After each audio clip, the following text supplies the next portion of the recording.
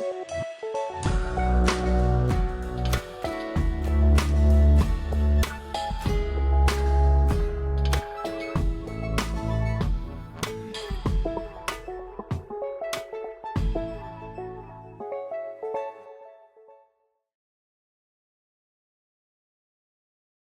guys, it's Eric, welcome back. Thought I'd do another video because a lot of people keep asking for an update on all the 00 gauge stuff. What I've been up to, what I've been building, purchasing, all that good stuff. I even did a visit to a friend of mine, Matty Midland. If you've seen him on Twitter, he's got a massive layout called Gotham. So I'll put some clips into that. That was really fun. But yeah, there's lots going on. There'll probably be a lot of talking, so apologies for that. And then I'll show you around the layout, I'll show you what I've been doing. But to start, there is big news, and if you follow me on like Instagram or whatever, places like that, you probably know about it. But I have finally sorted something out where all of this lot is going to be coming out of this room. So this room that we're currently in is the spare room in my house, the smaller one, and it's only actually 10 foot by 6 foot wide, so it's very small. Hence, I can't have a layout that goes round and round the room, which is really quite sad really, because I build all these cool trains and I make all this scenery and stuff, and then I don't really use it because going backwards and forwards, do it a couple of times and the novelty sort of wears off. So for a long time I've really wanted something where I can leave stuff running while I get on with projects, or I'm just chilling out doing whatever I want, because I do spend a lot of time in here just watching YouTube and kind of using it as a bit of an office really. So what I've done is I finally bit the bullet after umming and ahhing about it for ages. I sold my GTR, which was sat on the drive, just laying dormant, and the money from that has allowed me to purchase finally a log cabin for the garden. And internal space on that is going to be 17 foot by 9 foot. It's going to be just over, so that you've got a bit of wiggle room for the boards and stuff. So the plan is Harefield will go in there on one wall, we'll have Breakspear on the other, and Breakspear is also going to be extended. And the eventual plan is they're going to go around in a circuit, one on each side of the room, and then in between I'm going to connect it up with bits of layout that are more of a permanent sort of fixture, which allowing Breakspear and Harefield to still come out, because at exhibitions they're both going to come out and they're going to back onto each other, and then they're going to form one whole layout out of two sort of scenes, if you like, which I think would be quite a cool idea. But yeah, so Harefield's only 8 foot long. Obviously, I've got 17 foot of internal space. To get the 90 degree curve on each end of the layout to get it around the room, that takes another 4 feet. So what's that? 12 foot in total. Then we've got 17 foot to play with. So we've got an extra 5 foot of space there that we could use. So I'm not sure what I'm going to do yet. Like I say, there's going to be a lot more space for scenery on top of the two current layouts, so I'll probably do something, think of something in between. I'm even thinking of maybe having a helix from DCC Train Automation, potentially, just to increase the time it takes for stuff to come back around the circuit, because obviously if you just go around in a circle, it's quite quick from something shooting through the station to it coming back again. But if you do a helix, you can come out of the station, it's got to travel all the way down it, go around the bottom, and then come all the way back up again. And it sort of inspired me watching a lot of Everard Junction's old videos, because the time it takes for his rolling stock to reappear really was quite cool, and he can have quite a lot on the layout at once. But yeah, so I just want to be able to sit here doing stuff, working on projects while things are running around. I think that'd be really good fun. But yeah, so I'll stop blabbering on, I think, and I'll probably just show you the bits that I've been working on and had delivered. So let's get into that. Just one more thing before we carry on. I just realised how long this video is going to be, so I'll chuck some timestamps in the description below the video. Hopefully they'll help you out if you don't want to watch the whole thing. Enjoy!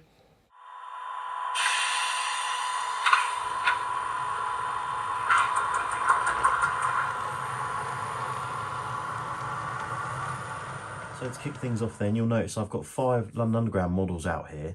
And the reason these are significant is because lately, over the past sort of few months or so, I've been teaching myself slowly but surely how to create sound files for lock sound decoders. And I've had a lot of help with this from people such as John Gay. Jamie Goodman's given me a couple tips, and I've had a lot of help from a friend, Ian Moody, who started me off with the standard stock sound file. So yeah, this is a standard stock, and we've got the Helgen Ceresidens Met Bobo here, and this is the first file that I've done, and this is actually currently available through Roads and Rails for Ceresidens. However, it will need tweaks to the horns, sorry, the whistles and the passenger doors for a standard stock. Other than that, they are very similar sounding units, so that's not an issue. It's not perfect, don't get me wrong. There are things I still want to change on it in the future when I've got a bit more time. I want to add a few more sort of extra sound functions, and I want to just tidy a few bits up, make it a bit better quality, and adjust all the volumes a bit nicer, because I'm not perfectly happy. But it's definitely reasonable enough for use in your own models. So if you are interested in grabbing this, then just go over to Roads and Rails website. It's the only place you can get it. So Richard Croft will sort you out one of those.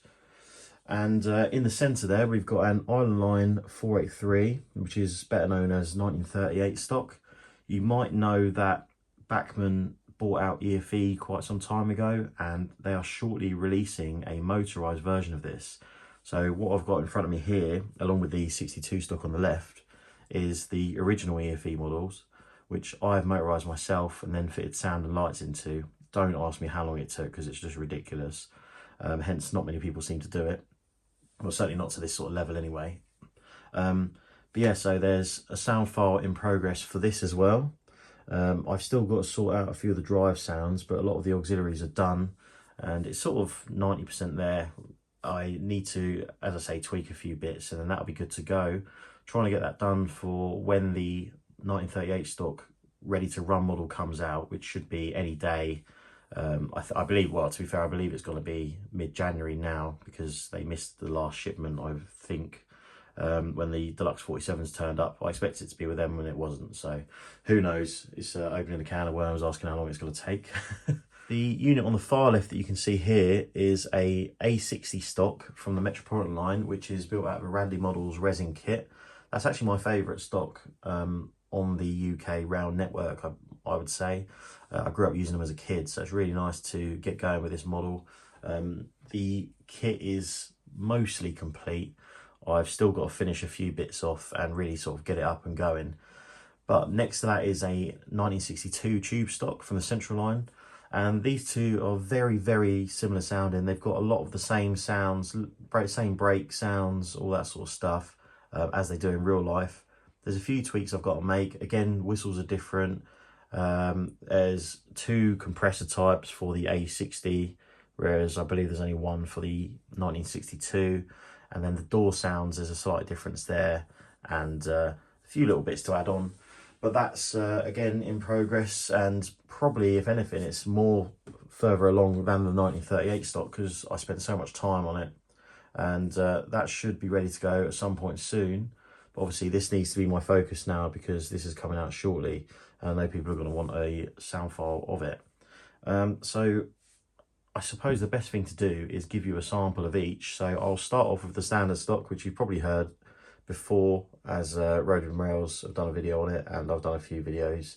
Then I'll chuck a clip in of the 483, and then I'll chuck a clip in of the A60 and the 1962 stock, because I don't actually have any running shots of the A60, since I still need to finish the other three vehicles. Bear in mind, they are painted, I've just got to finish the chassis. But yeah, it's the same sound file for both of those at the minute, other than the whistle. So I'll chuck those in now, one after the other, and then we'll move on from there.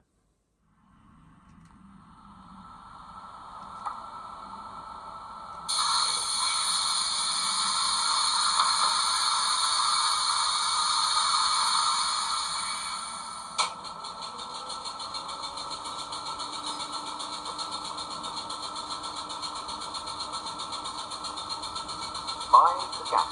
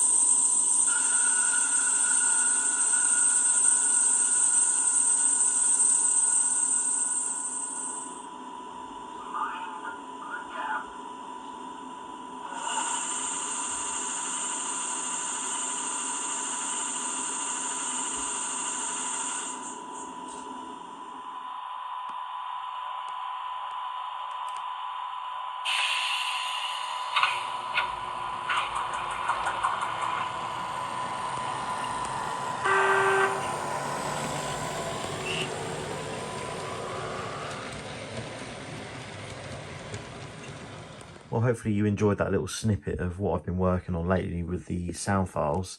Obviously take it with a massive pinch of salt because they're not finished, as I was saying earlier. But I'm looking forward to getting them sorted, and when I eventually do, they will probably be available via Roads and Rails, Richard Croft. He's currently got the Saracens available, as I said before, and massive thank you to him for that. He's really done me a solid there. I've got a couple of people that have got the Saracens file already, and they seem very happy with it, so it's always nice to hear good feedback. But yeah, as I said, leave us a comment below, let me know what you think. It'd be really cool to hear. And to be honest, in my personal opinion, it should be nice to get some more sound for tube trains to complement the S-stock that Lego Man Biffo did. So fingers crossed that all goes to plan, and we'll crack on with more. So moving on from tube trains, something else that's very important to the layout is Chiltern stock. So here we've got Chiltern Railways 168s and a 172 now. So this is the standard off-the-shelf, ready-to-run 168 that you get. I've got 2 of these sets left in their standard trim, which are going to need sound fitting and the lights fixing up. And obviously internally passengers, things like that, if I ever want to make them good enough. Next to that, we've got another one where I've cut the valance off. I am going to fill in these old tail light holes because the 172 doesn't have those. I've painted the light lenses, and I've gone and fitted 172 bogies, which are actually off a Voyager. Now these have inboard axle bearings, so they represent the real thing. The only trouble with that is there's no NEM pocket, so I've got to cut with some sort of way of coupling it. And you'll see in there's a lot of wiring going on, and you might notice there's internal lighting. So I've actually fitted interior lighting, it's got sound, it's also got central door locking lights and LED headlight upgrades. So that's cooking on gas. That's going to be really cool when that's done. And even cooler, which is next to it, I've got a 1680 which I'm in the process of building. Now Danny at Various Multiple Units, if you don't follow him on Twitter and Instagram and all that, then you really should, because he's an excellent modeler. He very kindly sent me some networker cabs from Hornby, which he cut off very handily, because I think he was making an extra couple trailer cars which don't exist, I believe, so you have to cut and shut them. So yeah, he cut me off the cabs. The cab on the 168, if you're very careful with it, you can pop it off. And then I've basically grafted the networker cab onto the 168 shell, and I've had to add in a little sort of filler piece as well because it's not quite deep enough. And it's gone pretty well. The only thing is there's still a slight sort of line, you can see where the filler is. So I might go over that at some point and sort it out, but if not, maybe a little bit of weathering might hide that. But otherwise, I'm fairly pleased with it. It's got all LED lighting in there, as you can see. I've gone for the old sort of style of cluster because when I used to go to college, I'd see these at Howland Hill Station, and this is sort of how I saw them, I suppose. So there's a little driver in there as well, just in case, because I don't want to take it apart again. It's all bonded together now, unlike these ones where you can pop the cab off. If I was to take the cab off that, it'd actually ruin it. So I thought I'd put a driver in there while it's apart. Same with all my other stuff. It's got sound, it's got internal lights, and it's now got central door locking lights as well. So that would be a good one. I've just, obviously, as you can see by the spare cab, I've got to build the trailer car to go with it. And then what I'm also doing is, this is going to be a 4-car, and handily my Chiltern mainline 168, which is up there, you can see that, my custom paint job, and that's got all sound and lights and all that. And you might notice that it's only a 2-car. The central car was a bit knackered, so I ended up putting it to one side, but now I'm going to actually utilise it and have it as a spare trailer, because these run as a 4-car generally. So that's actually come in perfectly handy, and that's going to be a 4-car. The 172 is a 2-car. The standard 168s are a 3-car, and the Chiltern mainline one up in the cabinet is a 2-car. So I've got all sorts of different combinations that I can run, and I should be able to fit a 4-car comfortably in Harefield platform. So that should work out quite nicely. But yeah, so I'm just slowly also upgrading everything to V5 decoders, just so all the braking and things like that is all the same across the fleet of trains. So there's the odd V4 and V5 dotted about in these, but I can change them out fairly easily, so that's no problem. But yeah, once they're all done, that should be a good addition to the layout and a proper solid DMU fleet. I've also got a Chilton 165, if I just grab it. It's not the best. It was one of my first paint jobs. You see it here. I went for the newer revised livery. I've filled in the headlamps, and it's not too bad, but it could be a lot better. This one hasn't got all the decals on. I do have them. I fit them on the other car, but not around to this one yet. But I might finish this off. If not, I might buy another one and start again, because I've got to paint one for my friend Alan anyway. So that could be a bit of a test run for doing an improved version. I've also got a new version of paint which much more closely matches the Bachmann colour blue, which is what this one is painted in, because obviously this didn't exist. And you can see it blends in quite well compared to that, which is a much paler shade. So that's something I've got to look at. But yeah, I just don't think this is going to be up to scratch for the layout. It's going to sort of let it down a little bit, so I might sell this on and build another one. I'm not 100% yet. Now, another very important part of the Chilton fleet is the 68, and this has been running on my layout for a long time, except now I finally took the plunge and I've stuck a V5 in this as well, because this was always a V4 with Legoman Biffo sound and an EM2 speaker. So it's now a V5 with John Gay's new sound for Digitrains, and let me tell you, it's absolutely excellent. I will run through with a little rolling road video in a second, just to sort of give you a taste of how it sounds, but I need to get some decent running shots of this because it does sound absolutely wicked. I've also got some Chilton Mark III coaches now as well, which I grabbed on eBay. They weren't cheap by any means, and I'll be honest, I'm not pleased with them. I was umming and ahhing whether to send them back, because I just think that I could do such a better job. But for now, it means that I've actually got some coaches to pull around, so it's not the end of the world. And I've also got the DVT there, which I'm waiting on a 3D printed grille from the Track 3D to make it a bit more realistic. But yeah, so the coaches, I'll probably end up giving them a lick of paint and tie them in a bit nicer. But yeah, I'll chuck the video up now of the 68 so you can hear how it sounds.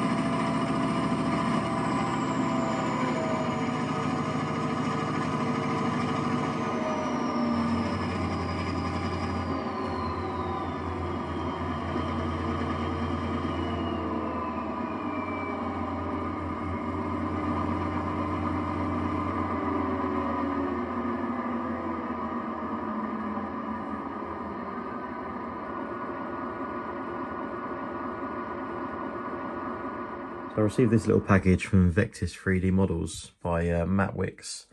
He's helped me out with a few bits and vice versa. And he kindly sent me something that you might notice is missing from the side of the L150 Prairie. If I show you this photo, it should become pretty obvious what it is. So let's get it out, have a closer look and see if it's any good.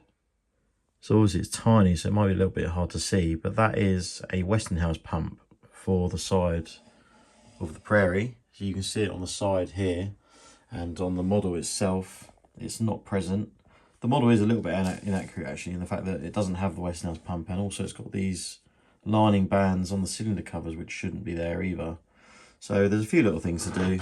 I also need to change the decoder on this, so that's something that's going to get done very shortly, because I've got a V5 micro on the way for it. So that would be why you never see the Prairie running on the layout, because it's actually my only loco that's got a Zimmo decoder, and I don't really use Zimmo stuff. I'm not happy with the sound file that's in it, and it's ridiculously loud, so I just don't use it. It has got working LED lamps on the front, and it's got a firebox light and a rear lamp. So it's quite a nice model. It just needs a bit of finishing off, and the steps, sorry, have come off that side as well. I've got them somewhere. So yeah, it's a little bit beaten up, but we need to get this back in running order so I can actually use it on the railway. And first things first, we'll get this little pump fitted. So that's going to look really nice on the side. So here is the Prairie then, now fitted with the Vectis 3D Westinghouse pump. Obviously it's only a small little item, so it might be a bit hard to sort of see. If I zoom in, it might help. So you can see it there, just on the side of the Prairie. It's just glued to the side of the smoke box. And then with this sort of copper wire that Matt has included, I've made the relevant pipe work up, going off of photos. There should be a little component here to the left, but realistically in this sort of scale, what can you do? I need to do a couple little touch-ups with paint, as you can see, where I've slightly drilled out the holes. So a little dab of matte black on there, and that'll look great. But as it stands, I'm really pleased with that, and it really does add to the model very nicely. I've got a Locksound V5 finally on the way for this, a micro, so I will be putting that in shortly. I'll use a Jamie Goodman file probably, and a Trainomatic Stay Alive. I'm also going to take these bits of lining off of the cylinder covers because they shouldn't be there. Probably mess about with the lighting some more, chuck some crew in, and that will then be good to use on the layout because it spends too much time sitting in the cabinet, this one, and I really do want to use it because it's a nice little loco.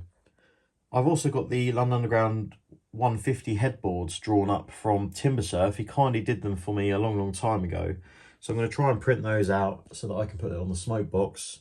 To give you an idea of what it looks like, here is one I bodged up for the 94XX. You can see it on there. So that's the kind of style it should be. That was just made out of a bit of plastic card, and I just drew it on just to give a rough idea of what I want. But yeah, so 150 headboard should go on that as well. And I might put one on L92, I'm not sure, because I don't think it actually did the 150 years anyway. So maybe I'll just do one for Sarah Siddons. But yeah, so I'm really pleased with that. So go and check out Vectis 3D models, chuck them in on Google, and they should pop up, whereas you can get yourself a nice Westinghouse pump. He does other types as well, depending on where they're mounted on the loco. So obviously this is the type for a Prairie. I think they're about £3.50 or something like that. They're certainly under a £5, and for what it is, it's a beautiful little print. So yeah, go and check them out. Another thing I've picked up lately then are these pair of Helgen Rail Adventure barrier vehicles. Obviously you can see in the background there, I've got the previous two, and they do run all four. And the reason I wanted them is because I've driven down to Eastleigh with a 66 during my training with these wagons on, pulling an LNER Class 800, so I thought it'd be quite a cool thing to do. The 66 I used was 718, which is one of the London Transport ones, so it's even more fitting. However, if I was to suggest to you to buy them, I'd be lying, because they are pretty rubbish. They're 130 odd quid, if not more, depending on where you go, obviously.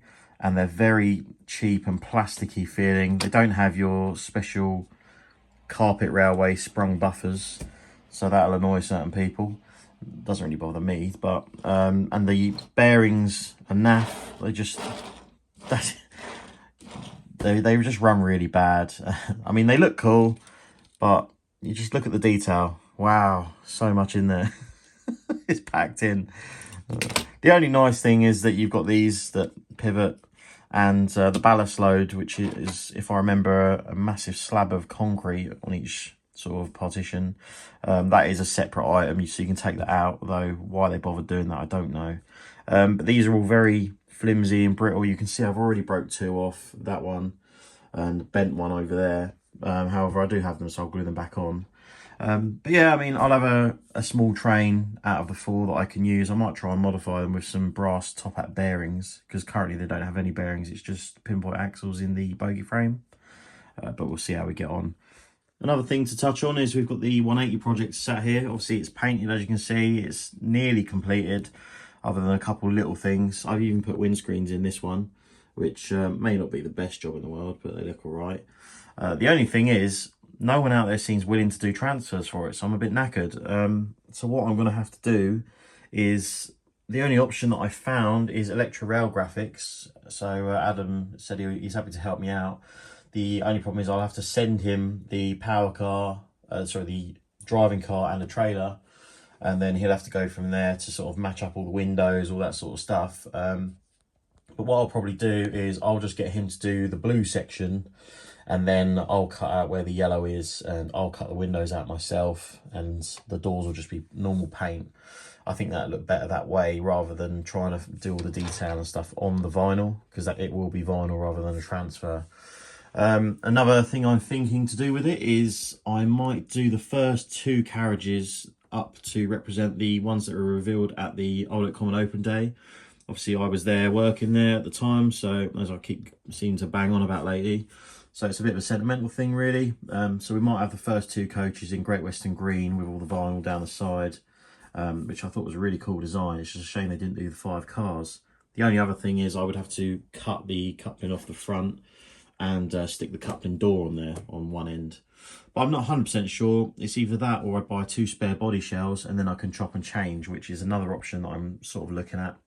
But all 5 cars are painted. You can see the others up there. That one just needs the rear doors painted pink. And other than that, the count line on that one. And then the rest are in this condition.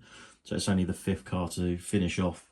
And then I've got to just finish off the underframe details, put that on the other cars as well, and get a hold of Charlie from CMAC about the bogie frames. The reason this has stalled though mainly is because Charlie is actually working on underframes and chassis and all that to integrate into his body shells.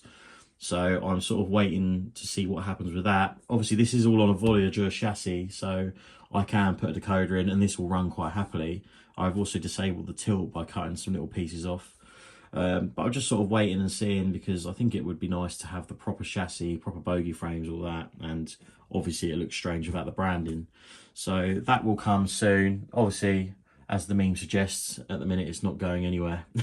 But yeah, it's going to be cool when it's done. It'll be the only 180 out there in First Great Western, I'd assume.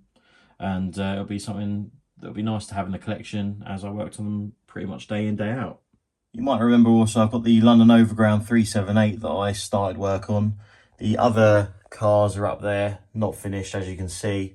The reason with this is pretty similar to the 180. It's just down to the fact that I'm going to wait until Charlie has sorted the chassis out. That's something that he's doing at the minute for these, and I think they'll be one of the first ones to come out. Because the problem with this is you can use a 170 chassis, but you've got to cut it in half and shorten it, and it just becomes a pain in the backside. So I'm going to wait until that's sorted, and then that's going to get finished. But I mainly just sort of painted this one to see how it'd come out, and I was quite happy with it, other than the blue is a little bit on the dark side. So I'm quite tempted to go over that with a lighter shade, because I don't think it really captures it properly. But yeah, so that's why you've seen no progress on the 378, and it will stay like this for the time being.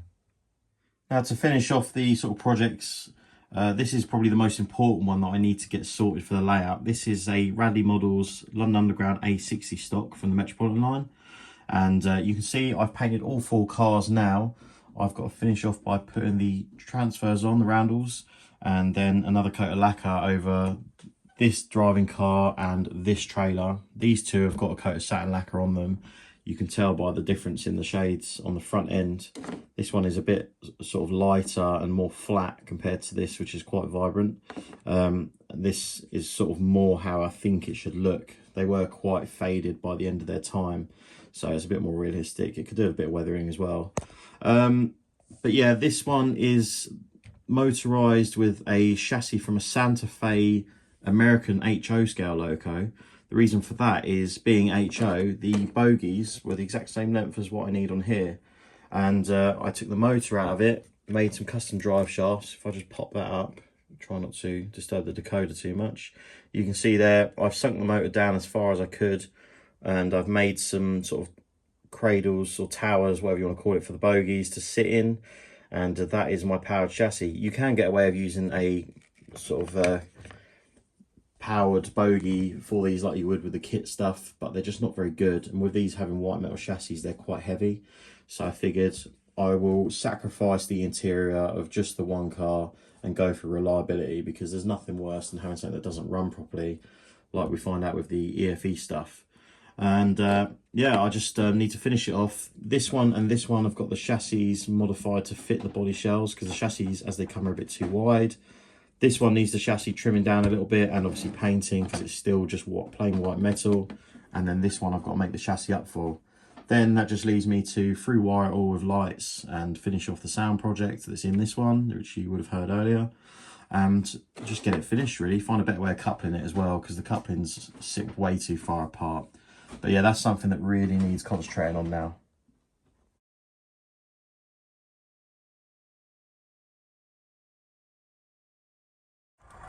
So welcome to Gotham. You descend down the ladder into a massive fiddle yard area which goes all the way around the back, and really does take a long time for a train to reappear. I believe Matty's planning on building another little station here where that 2-car EMU was. Lots of display cabinets everywhere with locos and custom repaints. You can see we've got this little viaduct scene here in front of the other fiddle yard area, which is absolutely beautiful and really nice for taking a scenic photo or video. And into the main part of Gotham then, you can see this massive space under his house, which is incredible. We've got a massive station at the back with some lines in front of it. We've got a TMD area on the right hand side with a very suburban sort of scene. And then opposite that, we've got more of a sort of London type city scene with a nice snaking bit of track going around. I have to say, it's quite hard to put into a video just how big this place actually is. You can see there again even more cabinets full of rolling stock and custom paints and things, and there's so many trains just stored on the layout, let alone in the cabinets, that everywhere you look there's something to see. And then panning up here, you can see again that beautiful viaduct scene, which has got the nice ambient background noises, and it really does give you a nice opportunity for photos and videos. You will notice there's a lot of my trains running. So we've got the 59, which hasn't really made much of an appearance since I've done it up, and then some of the tube trains too. So hopefully you enjoy.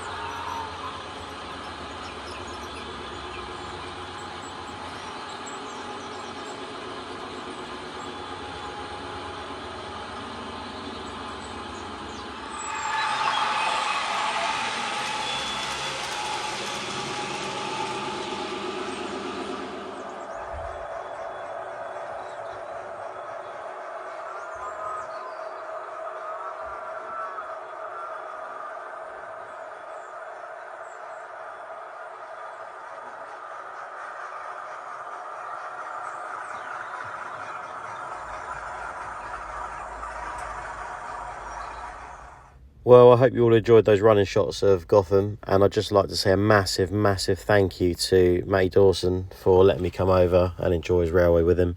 We had a great day. We also went to a toy fair after in the evening where I picked up a few bits for the new layout, so that was a very nice thing to do as well. Hopefully there'll be some down nearer my way that I can go and find. But yeah, I just got to say, go and follow him on Twitter at mattymidland. And make sure you have a look at all his posts. His railway really is incredible, and he's an absolutely top bloke. So it was a pleasure to meet him finally. And hopefully we'll go back soon and get some more videos.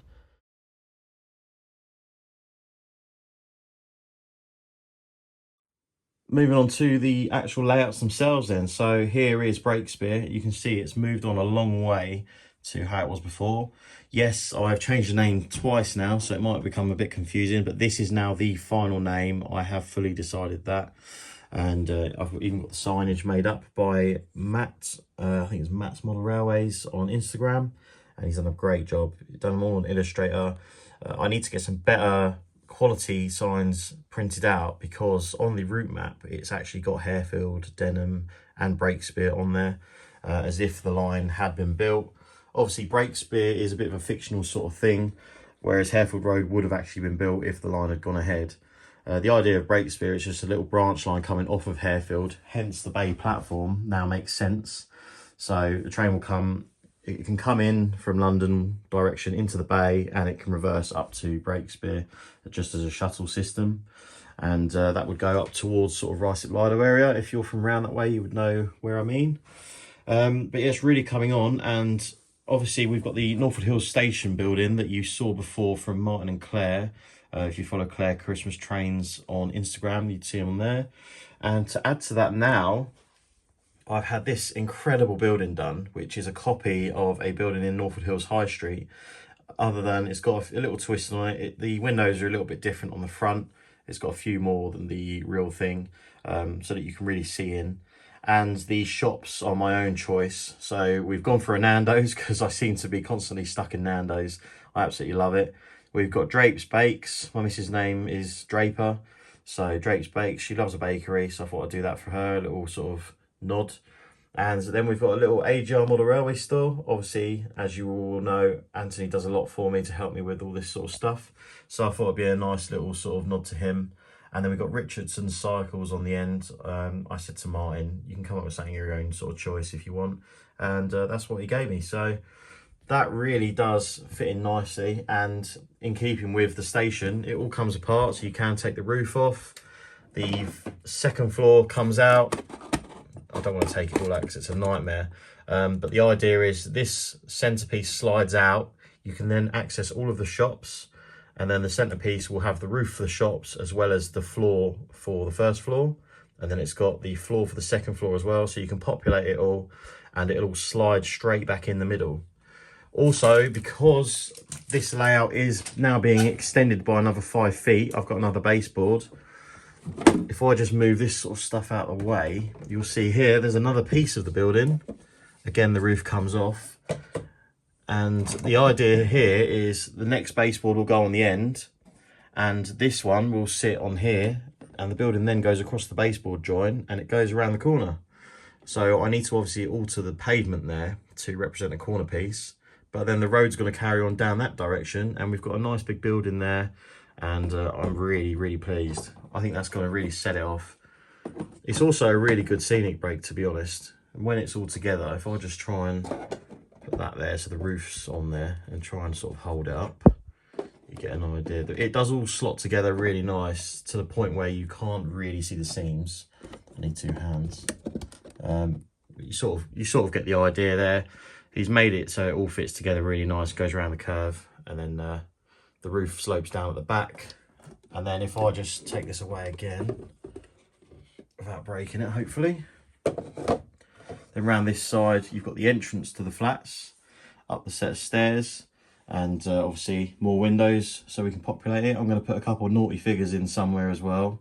Bit of a sort of throwback from my visit to Winter Wonderland, where they've got a few, let's say, people on a romp. So that'll be really cool. Obviously, it's all going to be fitted with lights, interiors, beds, sofas, hopefully TVs, things like that. The restaurants need to be fitted out as well. But when it's done, this is going to be incredible, and this is really going to make the layout. So Martin and Claire, I can't thank you enough. Again, they've really come through with this, along with the signal box, the water tower, and obviously the station. The station looks incredible, and this seems to get an awful lot of attention.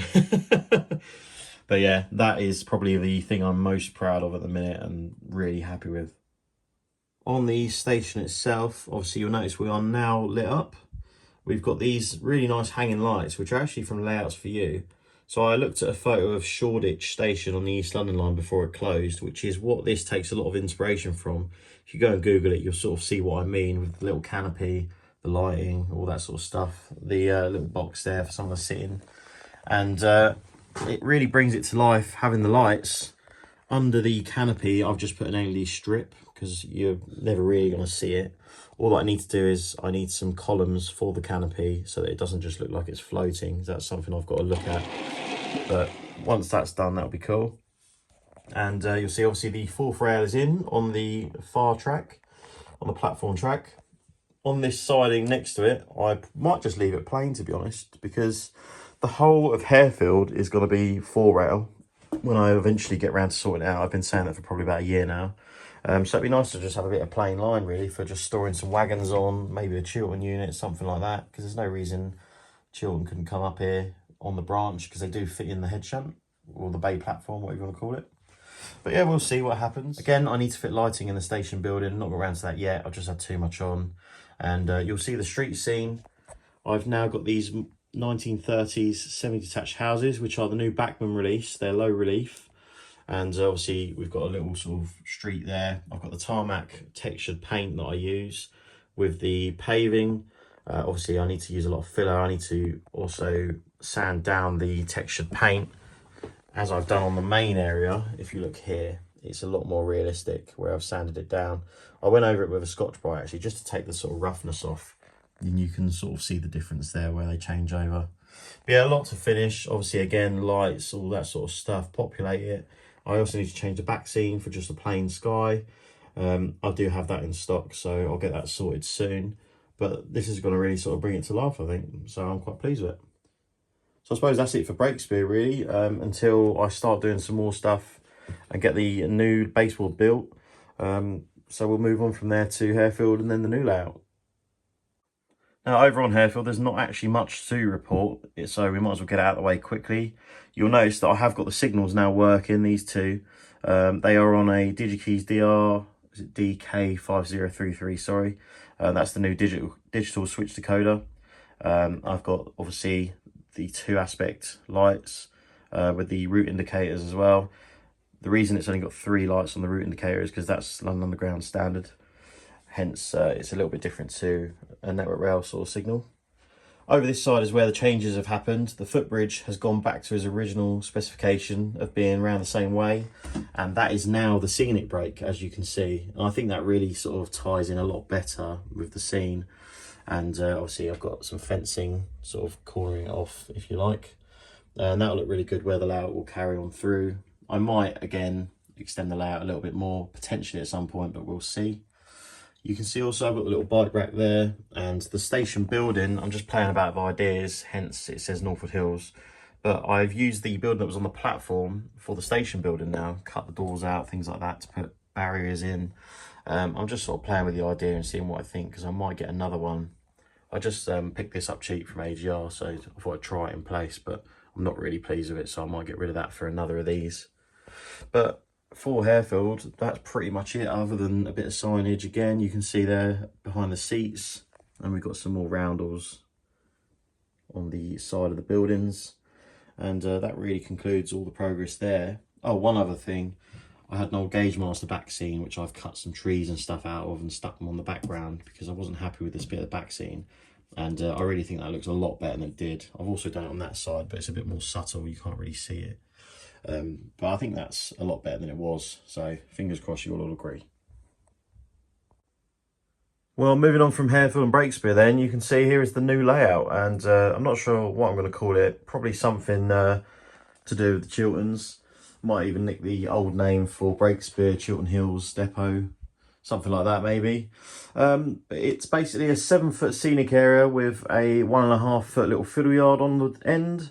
The reason this came about is actually because I found this board cheap on Facebook. Well, I say cheap, it wasn't massively cheap, but it came with the fiddle yard board that the guy had made, and a few little bits and bobs like the lighting and stuff like that. So I thought, oh, why not, I'll have a look. And while I was looking at it, making my mind up, this board came up on eBay cheap, and I ended up winning it for 30 quid, which obviously is ridiculously cheap for a Tim Horn board. Now, it was a fully enclosed board, so it wasn't a right-hand side piece. So this did have the end piece like that end. So what I've done, I've gone through with a multi-tool and just basically made it a right-hand side board, and I think I did an all right job of it. I could do with a little bit of fill around here just to sort of smooth it off, a bit of sanding, and it'd look all right. But yeah, basically that left me with a very cheap 7x1 setup. Obviously then the 1.5-foot fiddle yard area on the end. And I thought, why not go for something that I can use my locos on so that I can mess about with the sound, and if I want to test them out and stuff like that, then I can have a bit of a play. The other idea is, because all this lot is going to be going in the log cabin, I could potentially leave this in the house so that if I can't be bothered to go down there, I've still got something I can play with indoors. But yeah, so I went with a kind of didcot-ish theme because I did spend a little bit of time working there during my apprenticeship. Hence the shed, which needs a lot of work. I'm going to clad it with corrugated iron or whatever it's called. I can't remember now. So the shed obviously is the right-hand side. I have cut the front out of it with a multi-tool and then put it on a linisher to make it nice and flat. So then you can see straight into the shed, which I thought was a really cool idea. It also gives me a bit more space this way because obviously it pushes the shed over. Down the side of the shed, you've got this little line that runs down to the back, which is obviously how didcot is, which I thought would be cool. Out the back of the shed, you've got a little crane for lifting engines and bits and bobs, components and that. Now at didcot, this is in its own separate building, like a lift shop sort of thing. But obviously we're confined with space issues, so it's just out the back on its own, sitting there. Thought it'd be a cool little piece. And the shed, this side is going to be completely blocked off, and it's only this road that will be a through road. Hence we've got the little buffer stop in there. Inside the shed, if I can pull this 33 out, you can see there we've got one road which is pitted, and the other road is just plain line. And obviously it will have hard standing, it will be flush at some point when I get around to doing it. So going back down the rear, you can see we go down to a Fleischmann turntable. This is the small version. So you can get, you can actually fit a 66 on it, believe it or not. I did try it out. And I quite like this because you've got the little controller up this end. And when you just give it one flick, it will go round one time to the next piece of track, and it will just line up perfect every time. And I just thought it was a really cool thing. Anthony happened to have it in the shop. I think he took it off a customer's layout who sadly passed away, as well as the coal stage, which I'll come on to in a minute. But yeah, so that'll be really cool. Obviously, I've got to put some buffer stops in at the end here, which I have got somewhere laying about. But yeah, we've got 3 lines there going into the turntable. This front one is just basically a dead end, just for storing a bit of rolling stock or a couple of wagons, something like that. Obviously, you're limited with what you can get on there because of the turntable size. So realistically, it'll be just for locos or a brake van or something, because obviously you could get a pannier on there with a brake van potentially.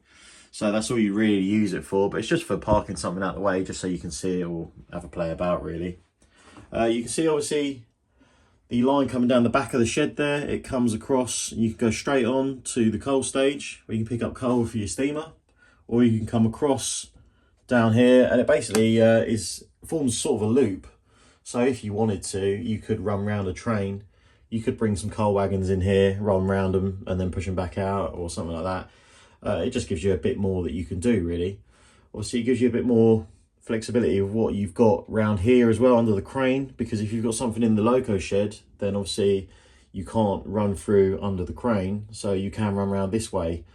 So it just gives you a bit more something to do really, if I'm honest. I just thought that'd be a cool idea. You'll see I've chucked ballast and scatter and stuff down on this end as well.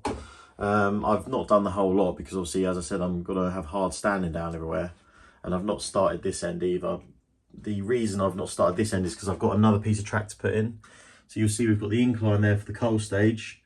The reason that the track is not all in, if I move the auto coach out of the way, is because I need to finish this little piece here where the ground level drops down. You can see I've done this piece with a retaining wall from Hornby that I found cheap at a toy fair.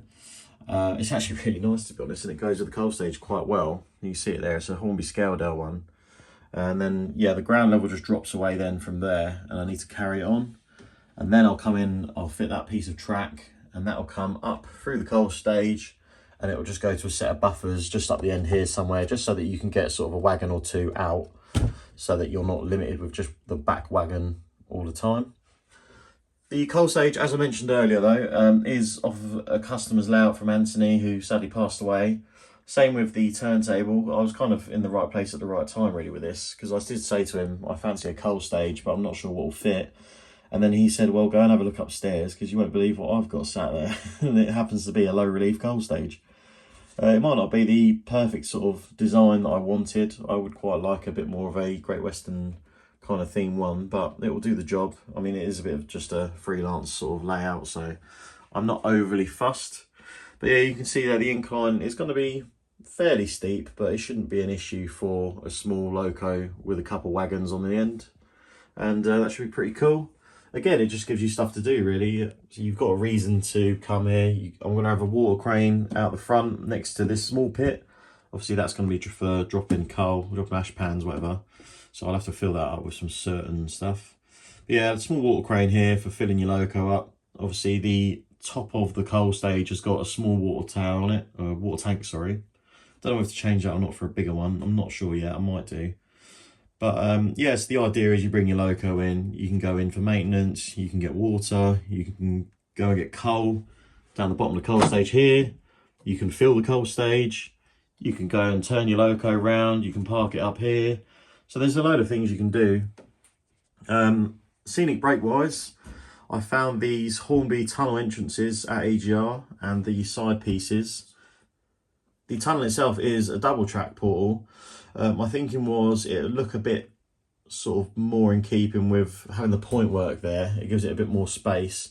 And also I can have a small path / road down here for cars to come in.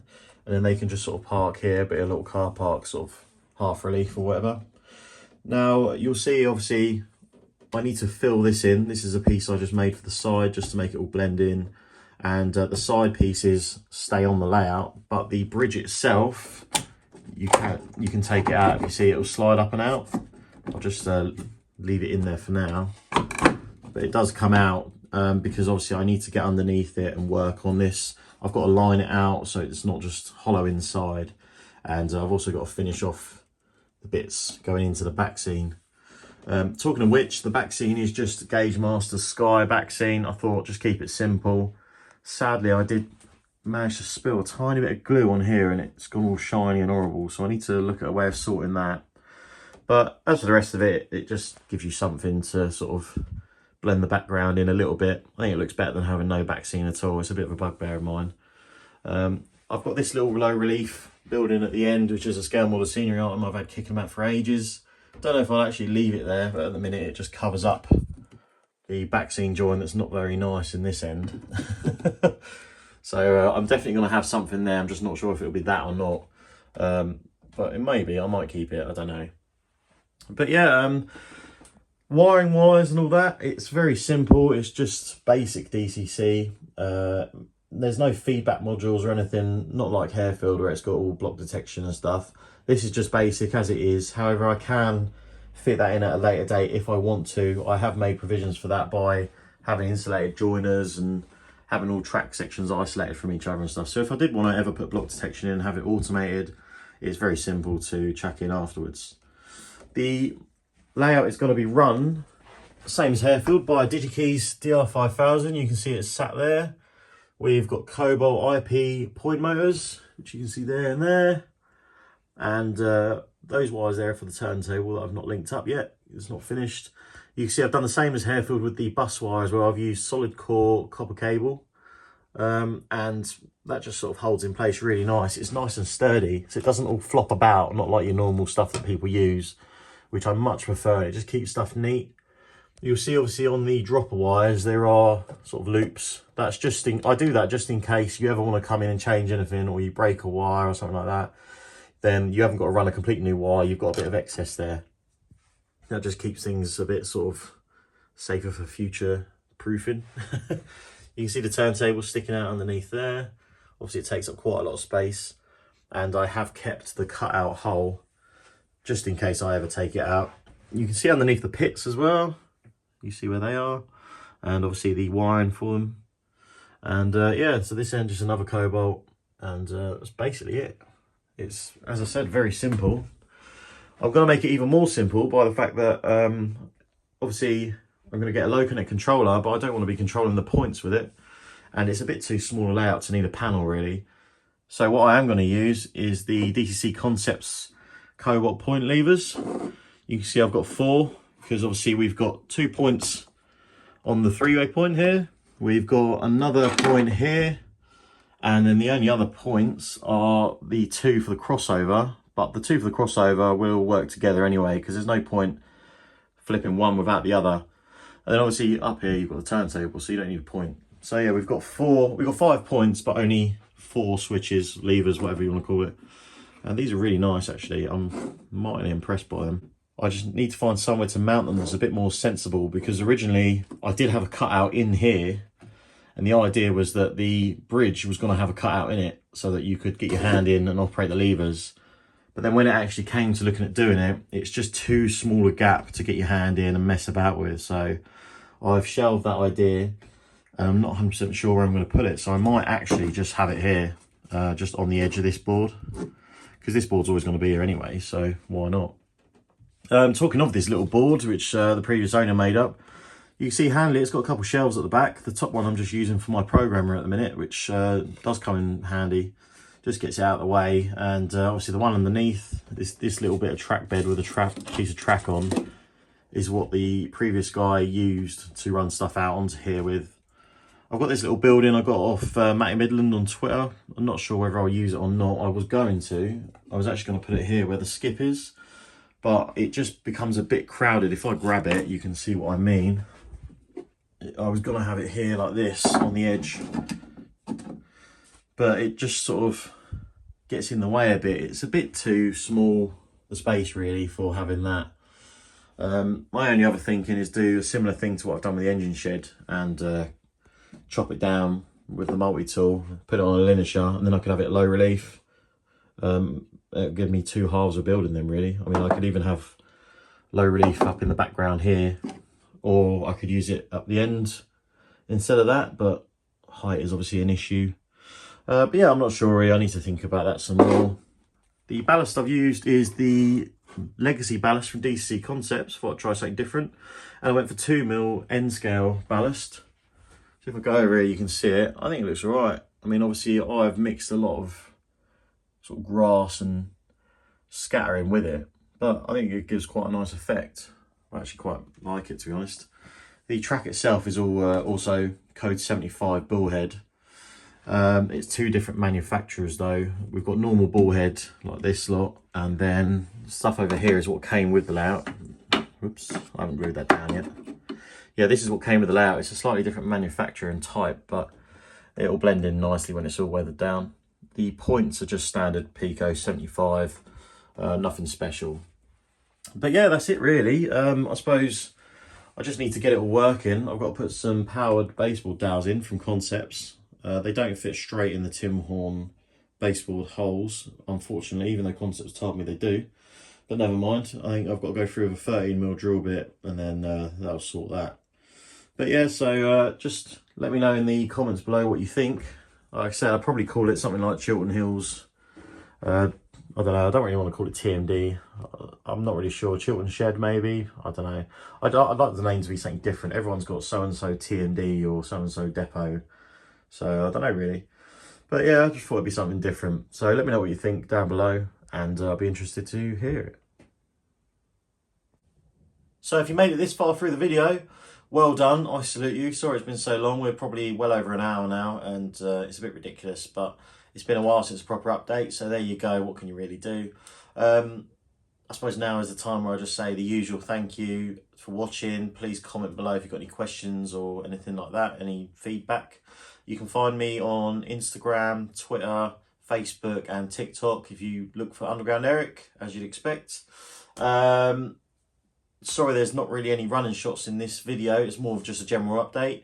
I have got the layout all running now, so I will do a running shots video for you in the next couple of days. It'll probably be around New Year's, if not a day or two after.